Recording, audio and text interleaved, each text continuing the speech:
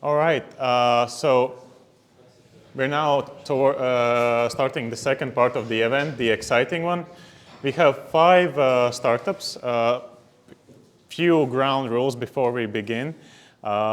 Each startup will have roughly 45 minutes for the presentation, and then you have roughly 3 to 4 minutes also for questions for you to ask. And I guess without further ado, I can ask Rosie App to come to the stage, and we'll welcome them with a round of applause as well. Hi, so my name is Dan. I'm the founder and CEO of Rosie App. And we are a marketplace that connects busy households with trusted cleaners in just a few taps on their phone. So the problem that we are addressing is that actually more than 10 million American households are using cleaning services, but booking them still takes days of frustrating negotiation and back and forth process. So that's why we built Rosie, and it's basically a platform where you can book your cleaner just as easy as ordering a pizza. And so here's how it works. So basically, a user opens the app. He then presses the request cleaning button. He can choose the apartment he wants to get cleaned.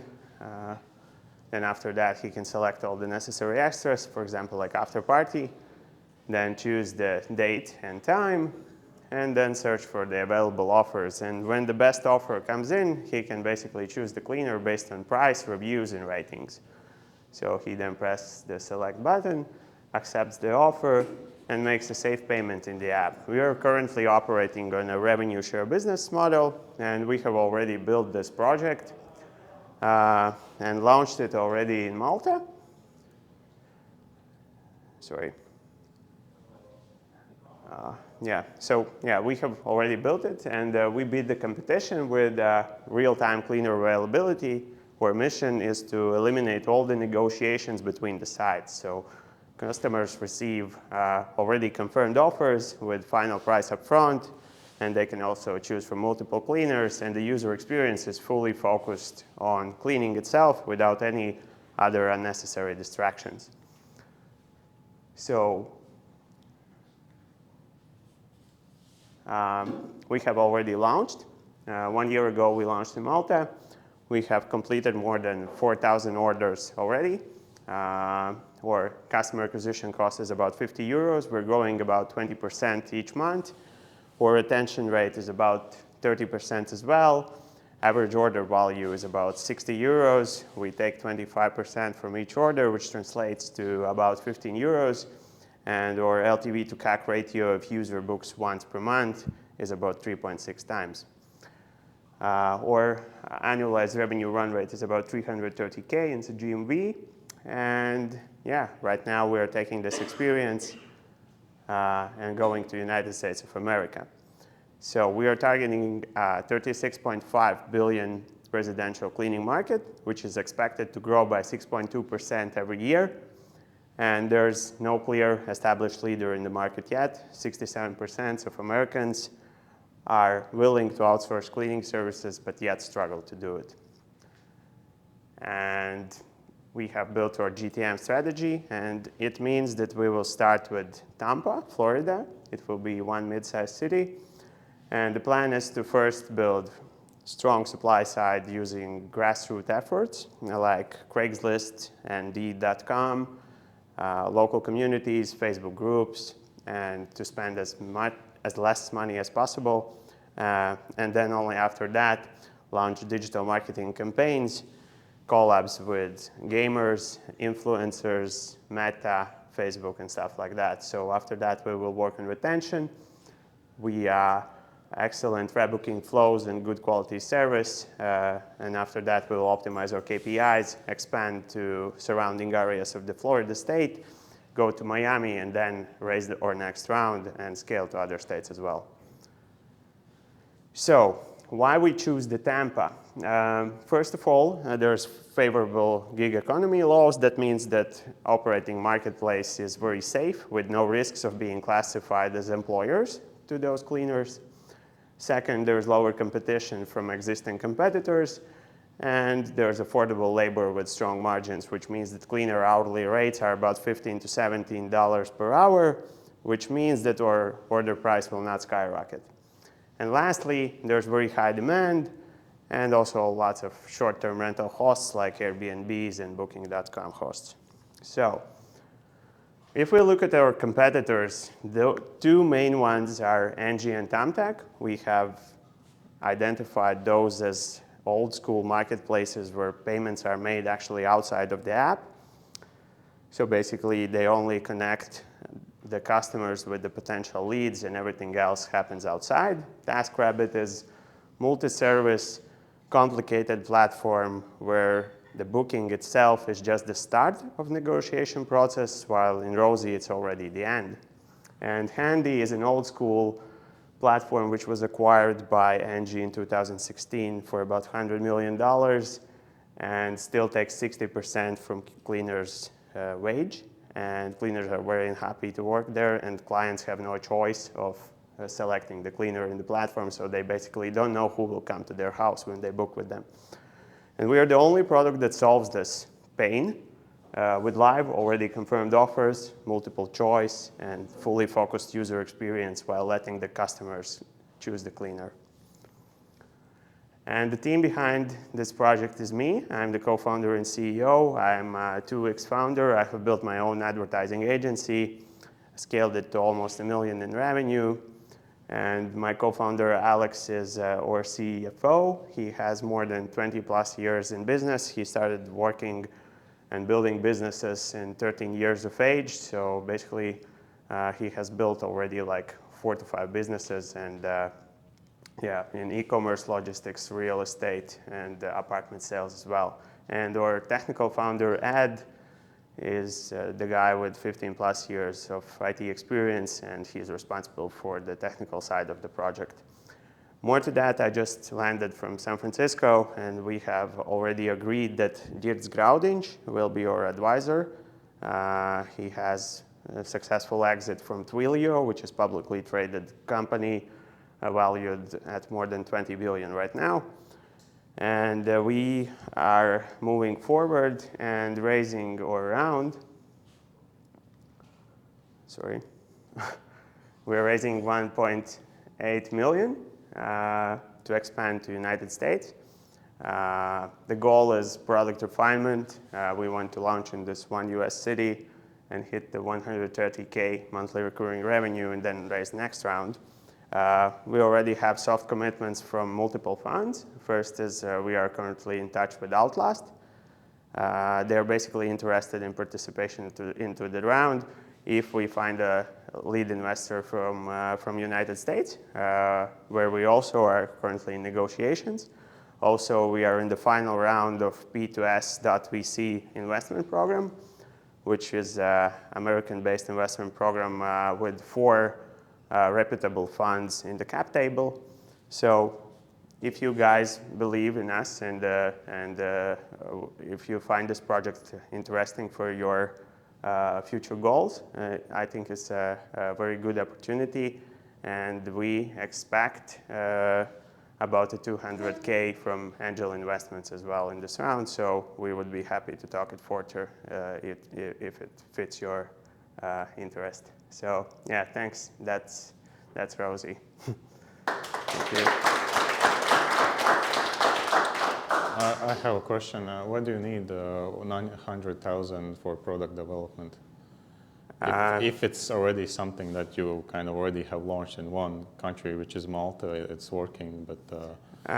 We're actually looking at this more from the salary side. So this tech part, it's actually not only like the product and the development of the product itself, but also in this part is also salaries included. So yeah, it's not just only the building the product itself. It's also like you have to understand that this is operational business. So there's a lot of customer support, account management, other people who are involved in the team. So yeah, it's not only like programming itself. All right. Other questions from the audience? Yes, Leonid? What is your present ARR? Sorry? What is your present ARR, your revenue rate now? It's like 27.5K GMV right now, monthly. So yeah. Is it a support-heavy business, like lots of conversations with customers? Oh, we are handling like 20 to 30 tickets per day right now, and it's completely okay in terms of like customer support is pretty happy, and we have a very good, actually like 95% customer satisfaction level from 4,000 bookings.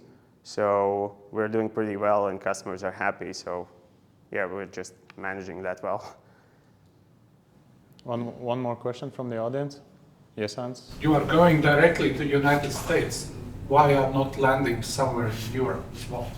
Because we have looked into the market, and in 2026 there will be a major regulation from Europe coming, which will limit the possibilities of marketplaces to evolve in Europe. So we see this as a huge risk because there will be a lot of obstacles for marketplaces to operate in Europe. So that's why we basically decided to go straight to the US, because there's just better market and better regulations. All right, thank you. A round of applause. Next up, I would like to ask, okay, you're already here. I moved a bit. So hi everybody, my name is Lev, and today I'm going to explain you how our marketing operation system is going to become a billion-dollar company in next 3 to 5 years.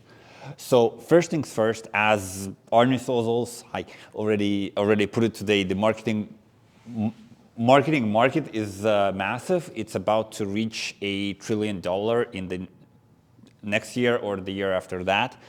About 30% of that market is marketing technology. People spend it on different kinds of marketing tools, and it creates a very specific problem that modern day marketeers, they still need to juggle 5 to 7 different tools, accesses to multiple cabinets.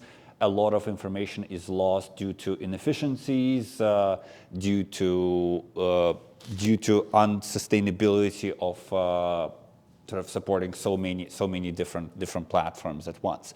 So how it should work is that there should be a single place where most of the tools are already connected via different kinds of API calls, and then user just goes in there and then asks an AI assistant to, hey, create me a social media marketing campaign for the new product that we're rolling out. Or we want to launch an ads for this product. And then AI, using all of those connections, it goes there and it orchestrates all that for the user. And then everything that user needs to do is just approve the plan. So, and this is exactly what we are building right now. So we have already connected to LinkedIn, Facebook, and Twitter, and we allow our users to launch marketing campaigns there. We haven't connected to ad network yet, but we do test our product on our early adopter network that we have built from our previous ventures. So what we have that nobody else has is that we understand the market. We have actually done our homework and went to our potential buyers and asked them, hey, if we build the product this way, will you use it? Do you need it? And the most frequent answer was yes, please do it. And this is what we want. And we also are using our own personal network to test this product and to launch it.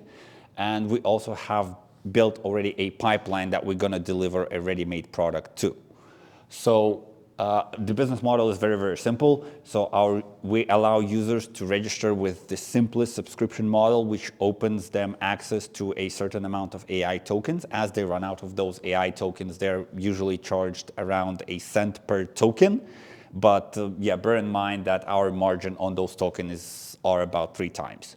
So the go-to-market strategy is also pretty simple. We're going to launch slowly with our personal network. We have over 1,000 potential contacts that we can reach out and that we can work to. But we also have built in a virality tools into our platform for, like, for example, reference links that they could use, connecting different platforms that will generate additional tokens. Sharing content on social media will also increase visibility. And essentially, this will allow us to achieve virality by stage 3 and 4. So right now, we're seeking for a pre-seed round of 750,000 euros. We will use about 100 to 150,000 to finish the product to a stage where it will be publicly available. And then the rest we're gonna ditch into marketing in order to reach our first 100,000 MRR in the by Q3 of 2026. So myself, I'm Lev again. I have over 15 years of experience in sales and marketing. I have built a sales team that were generating around 5 million ARR for different companies. I have built my own startup and sold it to a US payment service provider. My founder, Dmitro, he's also here in the back over there. So he helped me build Huntly, our previous venture. And he also worked for Evolution, for BBC, for Accenture. So he has a lot of technical experience to build efficient systems. Yeah, let's shape future of marketing together. And I'm happy if you have any questions. Right on time. Questions already have some. Maybe I can start. Such type of tool is has a very broad way on how to use it, who can use it, etc. Yeah. Who do you imagine your, let's say, being ideal customers actually? So we are really targeting. We want to allow our product to be used both by the marketeers who are sort of on their deadline and want to build up something fast. But in terms of industry segments? Oh, no. So digital first. Like digital if anybody is running digital ad campaigns, we want to allow them to access the system and launch digital campaigns fast. Okay. All right. Questions? Will you have some analytics function? Of course. 100%. Yeah, without analytics, this stuff just doesn't work. So analytics is something that we are embedding as early as possible so that users would see their conversion rates, their sort of custom. I mean, something more than that. For example, some analytics regarding competition. How are performing similar ads or similar campaigns for competitors? We haven't thought about it. Honestly, we'll check it out, but I can return back to you on that one. But yeah, we haven't thought about it. We did? Okay, I'll talk to you later about it then. Actually, what's the valuation that you're putting on your side? I mean, you're exited founder, successfully exited. Yeah. So we're thinking about 7, but we're also open to talk because we already are receiving certain offers from also our personal network. We have we worked in fintech previously. So we're receiving offers from that market, but we also have some angels that are also interested in that. Okay. Any other questions? We have time for one more question. If no... What about these users? So is it like for power users that are already on a daily basis using platforms? Do you think you will be able to add additional features to the layer that already Meta is offering? So it's not about adding new features. It's about sort of unifying the tech stack that they already have into one single place. So again, like Aleph is servicing industrial leaders, large enterprises. We want to go for small and medium size to give them tools that aren't available in Aleph in this regard, for example. Okay, thank you very much. Yeah, thank you. All right, next up we have the Thorium, represented by Elchin. Hi, I'm Elchin, and good evening, and I'm from the Thorium. We are EdTech, and very short presentation or pitch, our teachers digitally skilled. Well, we all think or want that to be true, but in fact, if we look at the reality, the vast majority, read 90%, have no or very low digital skills. Now we can ask, how do we know that? We have been training a lot of teachers, like for example, 4,000 over the last 1 year. And we have obtained a tremendous, a very big feedback, very large feedback, amount of feedback from them. And that helped us to build our product and make it very relevant for teachers. So pain points we have identified are prompting. They don't like prompting. No alignment with local standards. So many tools like Google, Microsoft, or big ones, they are very general, not for their local curricula. And very cluttered interface. Many tools out there are very cluttered, very hard for them to use. Now, this is how we built Datorium AI. This is an AI-powered ecosystem for educators with low digital skills. So they use that for generating learning materials, interacting with students, and doing all this stuff, which we think that AI will do a lot in the coming years. Education is changing, and that is real. So it's very deeply localized. That means we localize in every market, in Lithuania, Poland, France, Italy. And it has a teacher-student space. This is for keeping them all together in the platform. That's important. Click-through interface, no prompting needed, and a very sticky ecosystem because we have a lot of customization features they stick to. We have almost just started, but we already have 60% penetration in Latvia, growing in Lithuania, Estonia. Now we are targeting France and Italy heavily, starting to target that. We have built capable, small but capable sales and CRM team, and we have already tested some sales funnels, which actually work pretty well. So we have MRR 5K approximately. It could be a bit more than that right now. 2,000 weekly annual users right now, 500 paying, and it was around 2 times growth in just 6 months. So you can see how it looks like compared to ChatGPT. Many people compare these things to ChatGPT. Well, ChatGPT is prompt-based interaction, and teachers don't like that, honestly.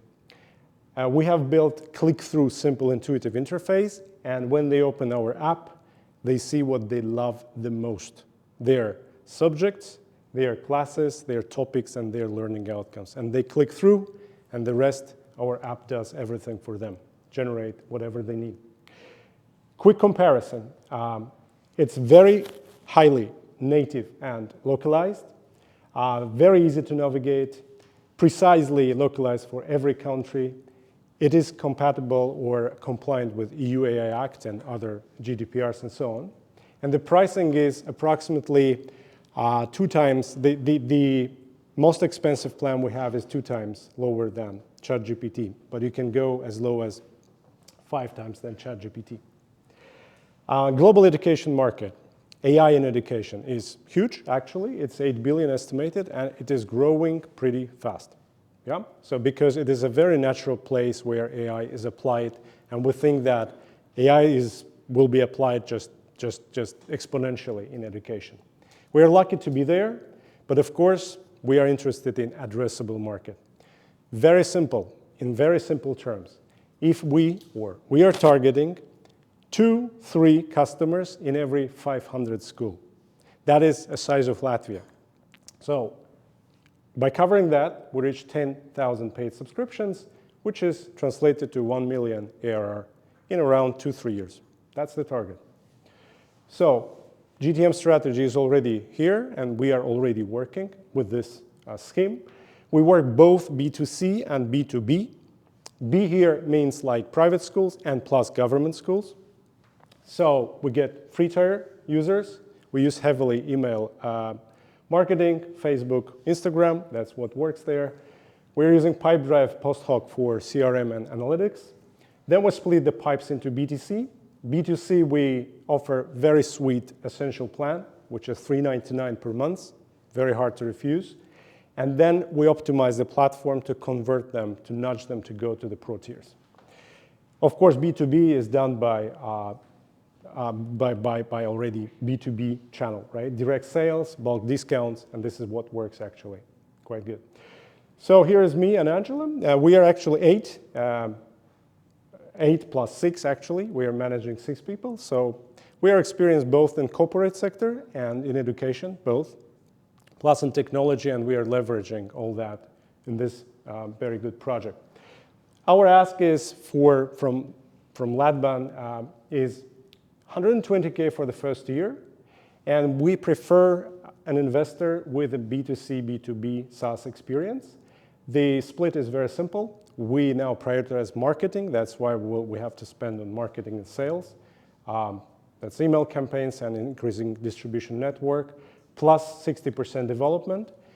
It's very important to have more customer retaining feature development to retain the existing customers, which we're working hard on that. And here are the contacts. Please find them in this slide. Thank you very much.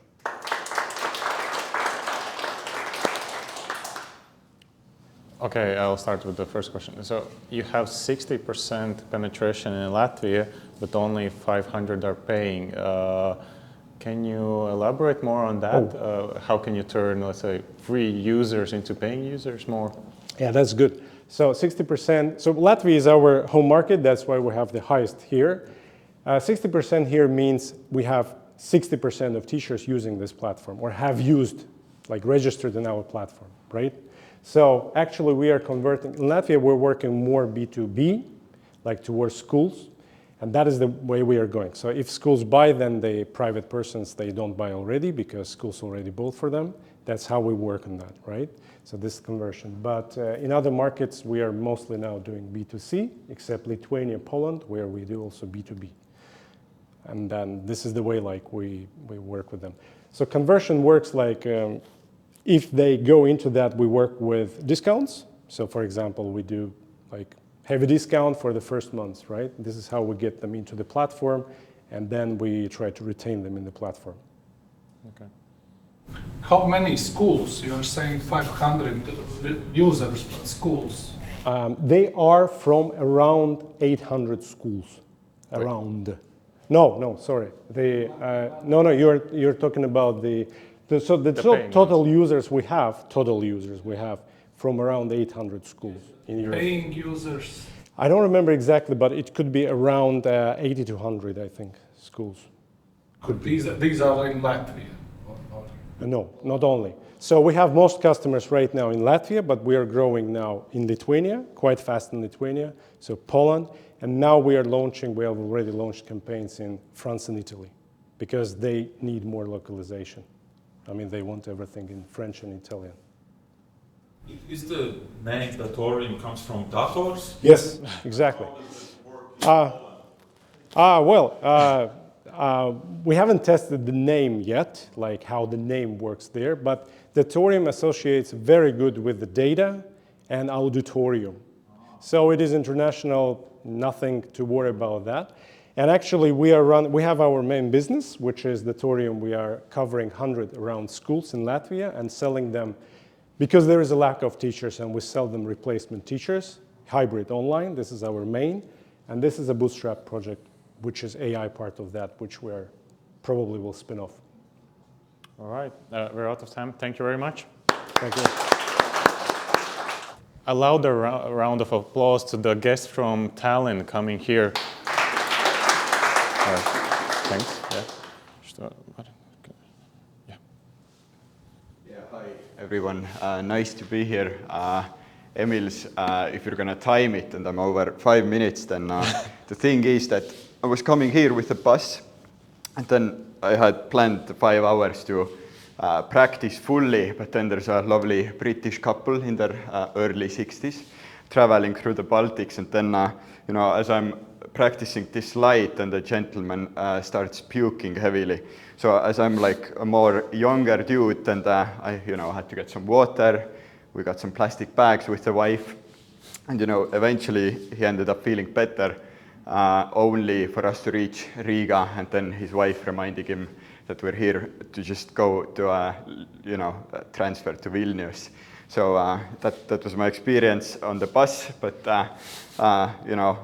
if we now move to this presentation, then I'm going to start off by quoting a tweet from Brian Johnson, who's one of the most known people in the longevity sector. So he's an entrepreneur turned biohacker, and he has this quote that "Don't die is the universal game.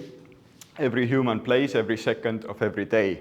So if we think about it, right, all of us started playing this game from the moment we woke up today morning. So like the best of us probably like got in some exercise, we did some running, maybe some of us did a gym workout.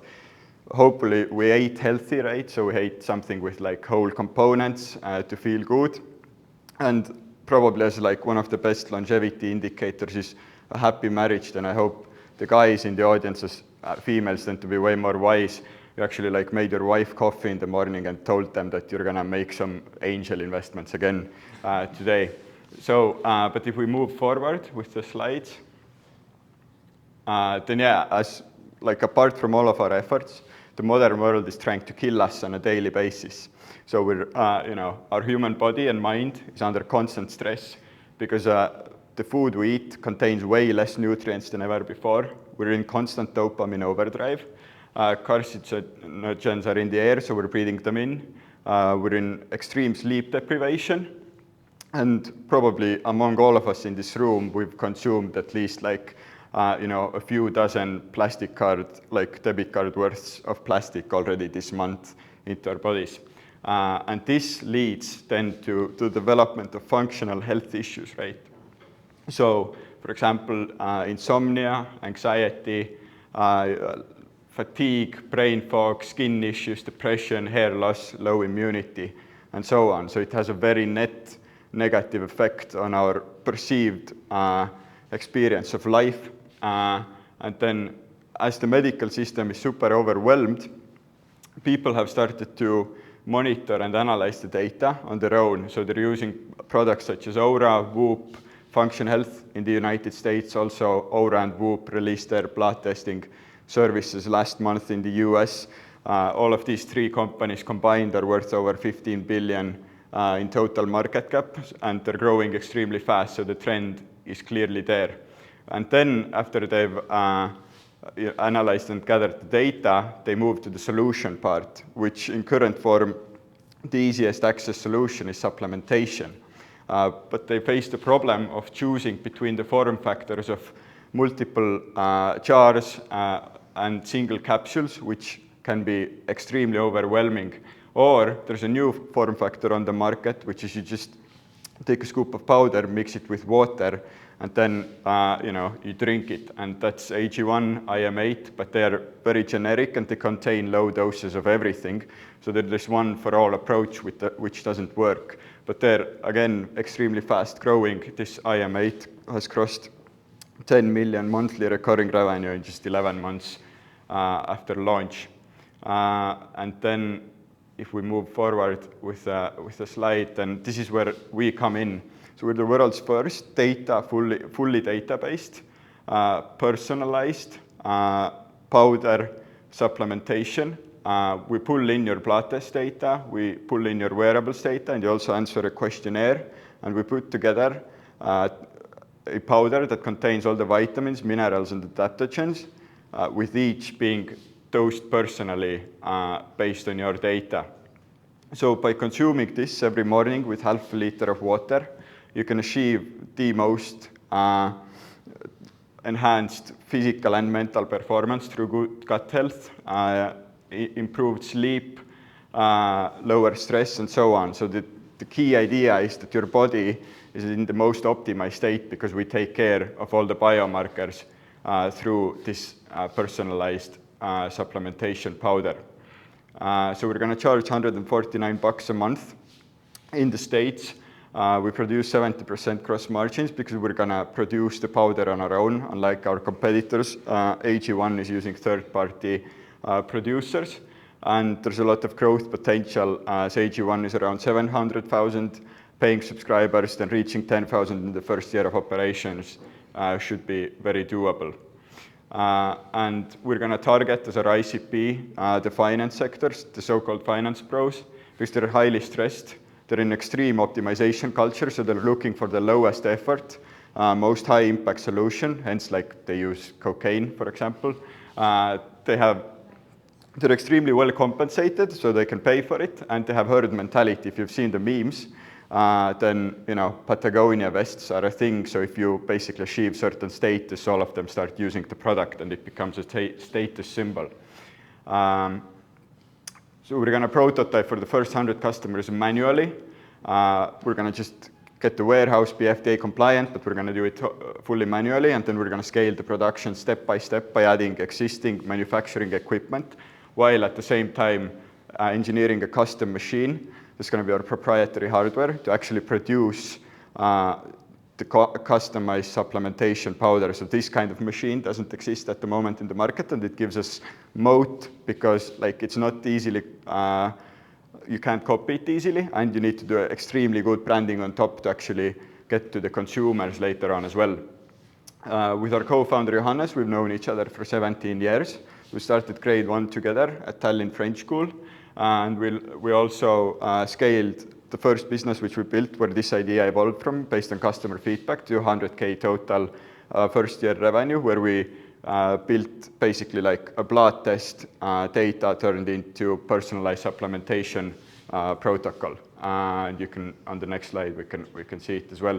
And this is actually the software. We're in the currently in the middle of an acquisition process, and Longevity Clinic is going to acquire the whole software. It generates a 30-page report based on user data, generates the personalized supplementation, and so on. And then the round info is here on the next slide. So we're raising 100K, tickets minimum from 10K, 2 million valuation. To get the prototype ready, we're already in the process of manually mixing the first one. Then we're going to bring the food technology expert onto the team, get some pre-sale revenue in the US. So we're going to launch the website. We're going to do pre-sales as the product actually exists. So we can go to VCs end of Q1, beginning of Q2 with an actual product, real revenue data, and then raise the round to go fully for the US market. We're already starting the process to get E2 visas, because we're going to move to the US, and we're going to be building wholly from the US, because we believe you can build a good longevity wellness business only from the US, as the consumer spending is so much more higher than in Europe. And these are the people already in the round. So we have Agur from Pipedrive, Are from Sportland, Alvar also back to our previous product, so he's joining the round again from Lightyear. And that's it. Happy to chat if you're interested, and take any questions you might have. Questions about Longevity? Oh, okay. Actually, do the customer know what you put into the final? Yeah, absolutely. So if they pull in their wearable data, their blood test data, and they answer an adaptive questionnaire, they will see the whole list of supplements, plus the taste, so they can customize the taste, and they can customize the supplementation stack. For example, if for some reason they want to remove some supplement, they can do it from the mobile app. And actually the recipe is adapted. So let's say in January your vitamin D is low, we offer a higher dose, so we put like 5,000 units, and then even without the new blood test, we're just going to lower it in the summer months, right? And if you do a new test or new data comes in, then we're again going to adapt the formula. So, and you need to track geography of your patient. Yeah, but that makes sense because the blood markers actually differentiate, right, based on the geography, so it makes sense. I mean, with any food, drink, any business, it's always it's price sensitive. Like your price is $4.83. How do you compare to other competitors like AG1 or IM8? Yeah, so we're $149 USD per month. AG1 is like $95 USD per month. IM8 is $119, but we need to take into account they are not personalized, right? They're generic. If you guys Google AG1, there are a lot of videos surfacing from actual people in the space who are providing clear data that AG1 contains like really low amount of all the vitamins, minerals, and adaptogens, and there's a lot of filler material. So you're just paying $100 a month and not receiving the value. With our previous product, we had like over 10 customers who were using AG1, and they came to test blood with us, and all the magnesium, vitamin D, etc. were in the low levels, because like AG1 contains only like around 20% of the daily recommended magnesium value, and they contain no vitamin D. So there are big gaps in the product, and there's if you provide the extreme personalization value, customers are willing to pay the $50 extra. One last question. Okay, Nikita, I'll give you, how feasible is FDA compliance of every instance of the product is different? your region kind of license each other, or there's some like Yeah, so like first of all, the supplementation currently in the US is very low regulated. So for us to be FDA compliant, we need to be just self-audited. We need to make sure we fill every check mark with our production plant and so on. So if we do that, we can start manufacturing. The slight bottleneck is somebody with a qualification or who has done initial training needs to at the beginning like approve every personalized formula, and we also just need to print every personalized label onto the packaging. If we do that, there's no other thing blocking us from actually doing the sales. So it's just like filling in the right check marks, making sure you're compliant and you're good to go. All right, thank you very much. All right, and last but not least for today, we have a startup where actually one of our members is a very, very early investor. So here's the story of Nextfluence. Hi everyone, so I'm CEO of Nextfluence. Nextfluence is an AI-driven influencer marketing platform. We help the brands to reach to the relevant target audience through influencers who face problem in finding the relevant brands, compliances, and monetization, while catering the agencies who actually cater the both, the influencers and the brands. We help them with the workflow automation and compliances and payment invoices as well. So we see in the market there's a big gap for actually finding or the discovery of the creators. You can't find or know which creator is the most relevant for you. Finding out fake followers, the metrics, the engagement rate. On top of that, there's no C2C tool. C2C is creator to creator collaboration, in which a creator gets 30 to 40% more engagement than a normal reel that they show out. Creators' DMs are flooded with other creators' DM that they want to collaborate, but there's no specific platform of actually solving this problem. If you see, there's weak contracts, no analytical ROI projections, or no tools that is actually helping the brands to project those metrics.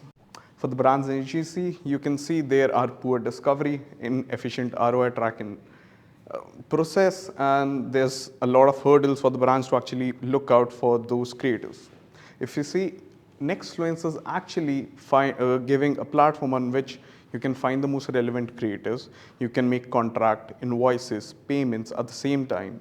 While monetizing through the SaaS and fintech platform, we are providing an escrow because there's a fear in the market between the creators and the platform and the brands that are not able to trust each other in terms of payment. There is a C2C collaboration differentiator that is our mode right now, which no one is doing. We are helping those creators to match in our platform and get monetized through it as well. If we talk about the market is growing by 22% CAGR. The TAM goes around $32 billion, the SAM goes around $16 billion, and the SOM $2.5 billion. We are focusing on the Baltics and the Nordics right now. And it's the perfect timing right now because that's the 75% micro and nano influencers that are untapped or earn less than $15,000 every year. The AI and fintech maturity is something that we're looking up to because it's an untapped market in the influencer marketing system or the creator economy. The GDPR compliance is something that needs to be taken care of. Brands get fines up to 10,000 to 100,000 euros for GDPR compliances by not just mentioning about the hashtag ad, or even just knowing that it's a promotional video. Yeah. So if we talk about the funnel, in the past 2.5 months, we have grown. We actually validated the problem with agencies, creators, and brands itself, knowing that there's a big fear in the market and there's a problem that needs to be solved. We even secured Mr. Voldemars as our key advisor. We joined Riga Startup House and Unilabs at the same time, selected in the SaaS talk. I was invited as a speaker there. We were in the top 10 startups selected across Europe. We have also built a sales funnel in which we have 21 active leads, 9 proposals, and 4 in active negotiation. The key partnerships we have done till now, we have signed an MOU with Dami.lv and Astra as their influencer marketing partner. And off the records, today I had a word with a client and we are in funnel to close him by next 2 weeks.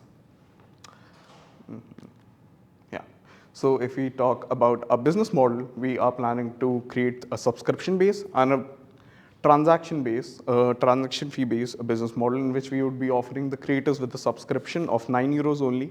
If you want to use it for free, you will get a transaction fee of 8%. If you want to pay for €9, you can get the same transaction fee up to 4%. At the same time, for the brands and agency, we are pricing it for €79 to €349 a month, giving their AI matchmaking analytical tools and some AI assistants which can even negotiate with the creators at the same time.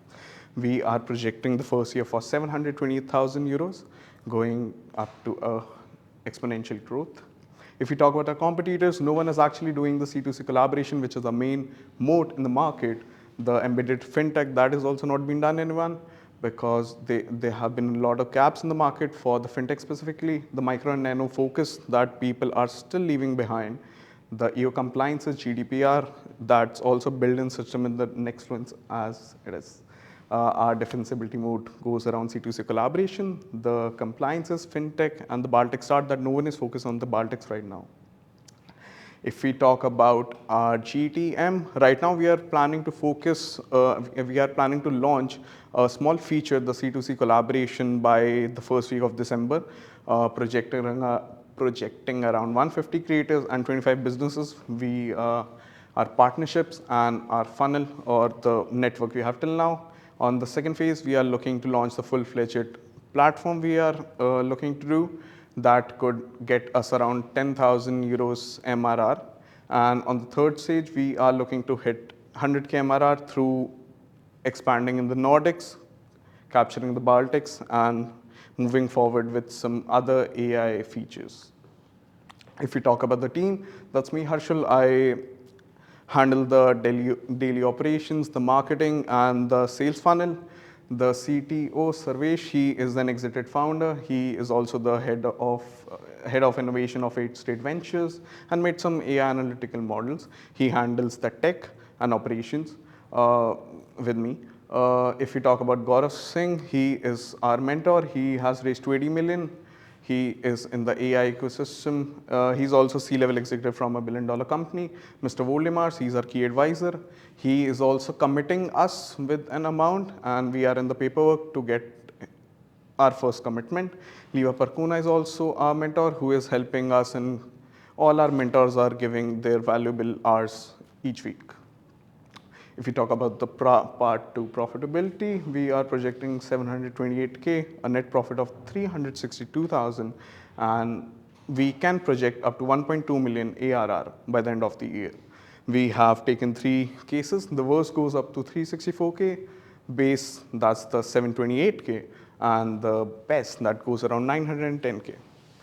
We are looking to burn around €30,000 a month, and the runway would be go for 6 months, and planning to launch the MVP by the next month of December, and the full-fledged platform by 3 months. If we talk about the ask, we are looking to raise 200,000 as pre-seed, valuing us at 2 million right now. We would be spending it on the GTM, the product, the team, and the ops. Thank you so much. If you feel you align with us, align with our vision, we would love to onboard you as our key investors. Thank you so much.